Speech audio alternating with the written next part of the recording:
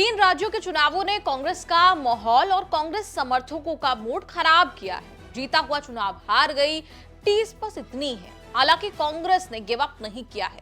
तेलंगाना में जीत और चुनावों में बीजेपी से 10 लाख ज्यादा वोट हासिल करने के बाद कांग्रेस का कॉन्फिडेंस हाई है। जो 2023 में हुआ वही 2024 में रिपीट नहीं होगा। कहा जाता है उम्मीदों पर दुनिया कायम है। कांग्रेस ने भी उम्मीदों के साथ 2024 के लिए नया प्लान बनाया है। बीजेपी से क्यों हारी, इसके कारण ढूंढते ढूंढते बात पहुंची मनी पावर तक। बीजेपी की इलेक्शन मशीनरी का मुकाबला करने के लिए कांग्रेस ने पैसों का जुगाड़ शुरू किया।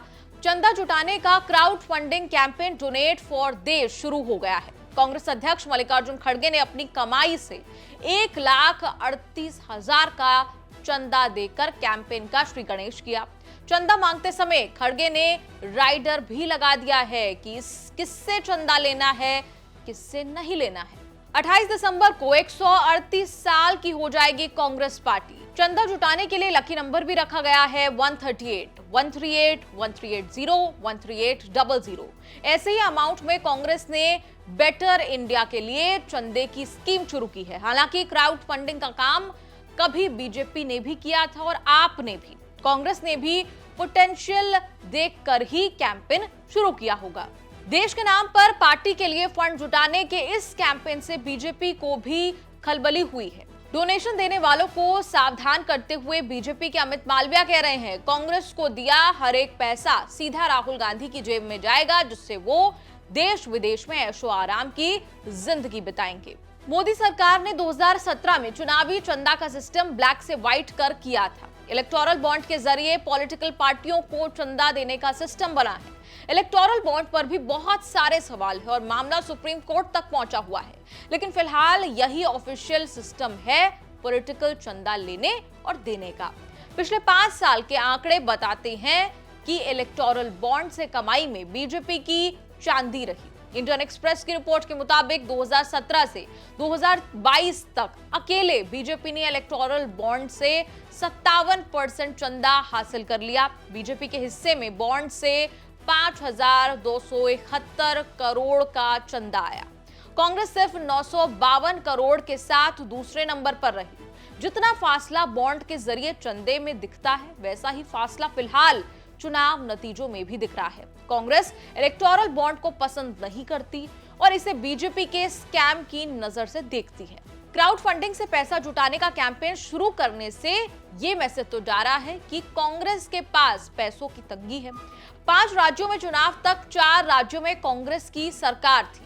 चुनाव बाद सिर्फ 3 राज्यों में सरकारें रह गई। ज्यादातर बड़े राज्यों में ना तो कांग्रेस गेम में है, ना किसी करिश्मे, ना किसी चमत्कार की उम्मीद है।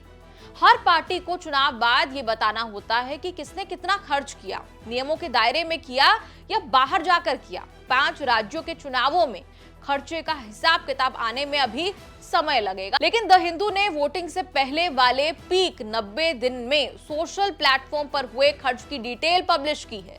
रिपोर्ट के मुताबिक सोशल मीडिया पर खर्च के मामले में कांग्रेस एमपी में बीजेपी से बहुत ज्यादा पीछे नहीं रही, लेकिन राजस्थान, छत्तीसगढ़ में कोई मुकाबला ही नहीं था। मध्य प्रदेश में सोशल मीडिया पर बीजेपी ने 94 लाख, कांग्रेस ने 92 लाख खर्च किए। छत्तीसगढ़ के लिए बीजेपी ने करीब 80 लाख, कांग्रेस ने करीब 5 लाख लगाए।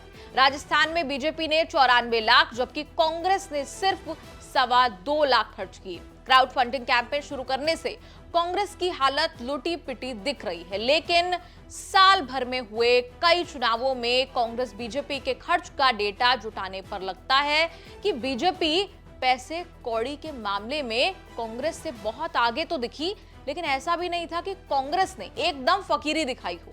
मई में हुए कर्नाटक के चुनाव से देश की राजनीति पलट गई थी। एमपी, राजस्थान चुनाव आते आते लगने लगा कि अब बस कांग्रेस आ ही गई। ऐसा हुआ नहीं। कर्नाटक जैसा जश्न सिर्फ तेलंगाना में मनाया जा सका। कर्नाटक के चुनाव में कांग्रेस ने 137 करोड़ खर्च किए थे। कांग्रेस का ये हाई रिस्क इन्वेस्टमेंट था, जिसने दक्षिण और कर्नाटक में कांग्रेस की वापसी कराई थी। बीजेपी जिस चुनाव में हारी उसमें 196 करोड़ खर्च किए थे। कांग्रेस बीजेपी से बहुत कम खर्च करके भी जीत गई। हिमाचल भी ऐसा राज्य है जहां से कांग्रेस की वापसी की पहली दस्तक सुनाई दी थी। कांग्रेस ने बीजेपी को पटकनी देकर 5 साल बाद हिमाचल में वापसी की। कांग्रेस ने इसके लिए कीमत चुकाई करीब 27 करोड़, जबकि 49 करोड़ खर्च करके भी हार गई बीजेपी। हिमाचल में भी कांग्रेस जबरदस्त फायदे में रही। गुजरात में कांग्रेस 25 साल से सत्ता से बाहर है। दिसंबर 2022 में हुए गुजरात चुनाव में शुरू से लग रहा था कि कांग्रेस के लिए कोई ज्यादा संभावना नहीं है, लेकिन कांग्रेस ने दोनों हाथों से पैसे लुटाए। कांग्रेस का चुनाव का खर्च था करीब 104 करोड़। बीजेपी ने लगभग 2 गुना यानी कि 209 करोड़ खर्च करके चुनाव में बाजी मारी। कांग्रेस की स्थिति 2014 के चुनाव से जो खराब होनी शुरू हुई वो आज तक बनी हुई है। 2019 के चुनाव में भी कांग्रेस की स्थिति कुछ खास ठीक नहीं थी, लेकिन कांग्रेस 820 करोड़ खर्च करके चुनाव लड़ी। 2014 से सत्ता में बैठी बीजेपी ने 2019 का लोकसभा और 4 राज्यों का चुनाव 1264 करोड़ खर्च करके लड़ा था। 2014 में बीजेपी ने 714 करोड़ खर्च किए थे, जबकि कांग्रेस 516 करोड़ खर्च किए।